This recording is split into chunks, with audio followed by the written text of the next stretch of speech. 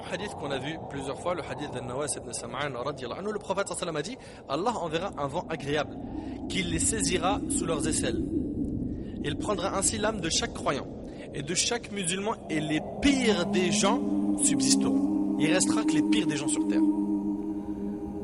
Ils forniqueront à l'instar des ânes. C'est eux alors que leur surprendra, rapporté par l'imam Muslim. Et d'après Abdullah ibn Mas'ud radiyallahu anhu, le prophète sallallahu alayhi wa sallam a dit l'heure ne se lèvera que sur les plus mauvais de toute la création, rapporté par Muslim. Parce qu'à ce moment-là, il n'y aura plus de croyants sur terre. Ce vent prendra l'âme des croyants, rappelez-vous.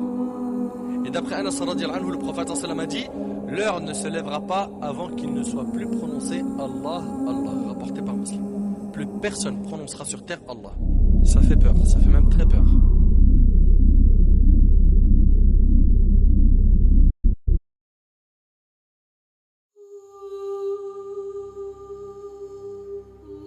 Jusqu'à ici, qu'est-ce qu'on a cité? On a cité le soleil qui va se lever de l'ouest, la bête, la fumée, et il en reste 4.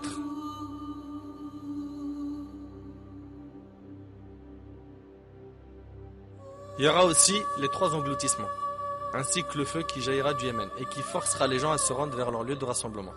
On a dit qu'il ne restera plus un seul croyant sur terre. Il ne restera que des kuffars. Et c'est à cette étape-là que la Kaaba sera détruite. Abdullah ibn Omar radiyallahu anhuma a entendu le prophète sallallahu alayhi wa sallam dire Dhu aswayqatayn d'Éthiopie démolira la Kaaba. Puis il la dépouillera de ses bijoux et la dénuera de son vêtement. C'est comme si j'étais en train de le voir. Un homme à petite tête, dégarni sur le devant et aux pieds distordus, démolissant la Kaaba à coups de pelle et de pioche, rapporté par l'imam Ahmad. Et d'après Ibn Abbas radiyallahu anhuma, le prophète sallallahu alayhi wa sallam a dit c'est comme si j'étais en train de le voir.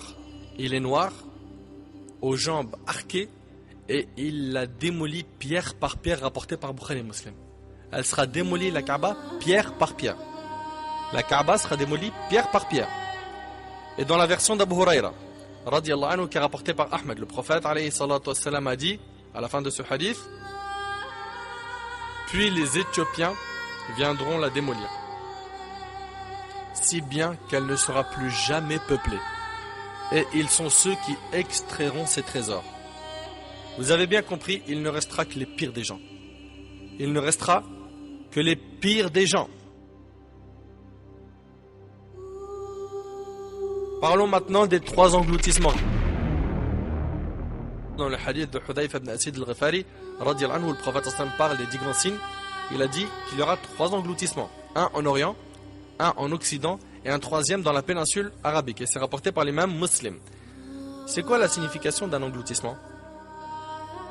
On dit qu'un lieu a été englouti lorsqu'il disparaît sous terre. Lorsqu'il disparaît sous terre. C'est ce qu'on retrouve dans les Lisan al-Arab et dans Al-Qamus al-Muhit. Et on voit cela dans le verset suivant où Allah tabarak wa ta'ala a dit فَقَسَفْنَا بِهِ وَبِدَارِهِ الْأَرْضِ. Nous fîmes donc que la terre l'engloutit lui et sa maison. Surat al-Qasas, surat 28, verset 81.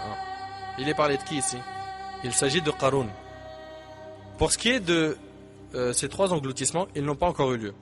Puis après cela, le dernier grand signe de la fin des temps sera le feu qui rassemblera les gens.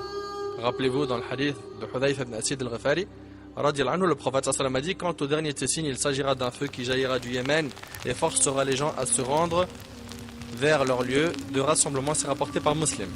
Et c'est ainsi que la fin du monde arrivera. Les gens se dirigeront vers la terre du jour du jugement. Hukaym ibn Muawiyah al-Bahzi rapporte d'après son père. Il relata son récit dont c'est dire du prophète sallallahu alayhi wa sallam. C'est ici que vous serez rassemblés.